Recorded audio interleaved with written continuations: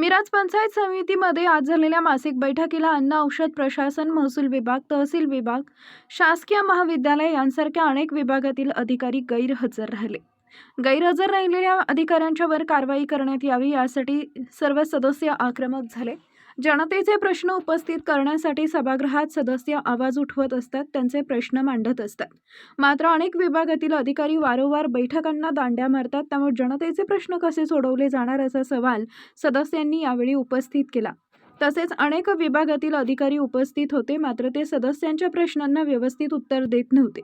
त्यांच्याकडून फक्त उडवाउडवीची उत्तरे मिळत होती असा आरोप पंचायत समितीचे सदस्य विनायक जाधव यांनी केलाय.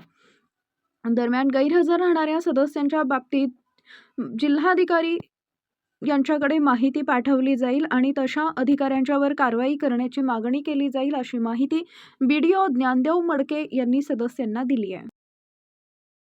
आज मिरज पंचायत समितीच्या मासिक मीटिंगमध्ये बऱ्याच विभागाचे अधिकारी गैरहजर होते. अगदी महसूल खात्याचे अधिकारी उपस्थित नव्हते. त्याचबरोबर या ठिकाणी अन्न व औषध प्रशासन विभागाचे अधिकारी उपस्थित नव्हते, तहसील विभागाचे नव्हते आणि बऱ्याच विभागाचे अधिकारी या ठिकाणी उपस्थित नव्हते.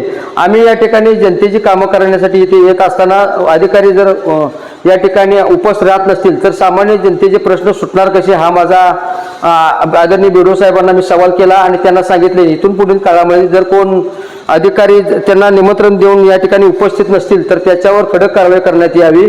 त्याचबरोबर मी स्वतः आदरणीय कलेक्टर साहेब आणि सीओ साहेबांना भेटून ह्या आमच्या ग्रामीण भागातल्या अडचणी सोडवण्यासाठी अधिकारी उपस्थित राहणं गरजेचं असताना टाळाटाळ करत आहेत आणि जे कोण अधिकारी काही विभागाचे अधिकारी या ठिकाणी येतात आणि थातुरमातुर उत्तर देतात. अगदी त्यांच्यासमोर कोणताही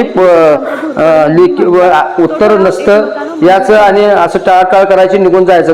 तरी मी या मासिक सभेमध्ये तसा सुद्धा ठराव या ठिकाणी करण्यास सांगितलेला आहे की जो कोण अधिकाऱ्यांना माहिती नाही त्यांनी अर्धवट माहिती घेऊन या सभागृहात यायचं नाही, पूर्ण माहिती घेऊन यायचं आणि या मागच्या मिटिंगला जे काही आमचे प्रश्न होते त्याची शहानिशा करायची आणि जो कोणता प्रश्न राहिला त्याचं पहिला उत्तर द्यायचं आणि पुढं तुमची प्रोसेस चालू करायची अशी मी सभागृहासमोर विनंती केली आहे.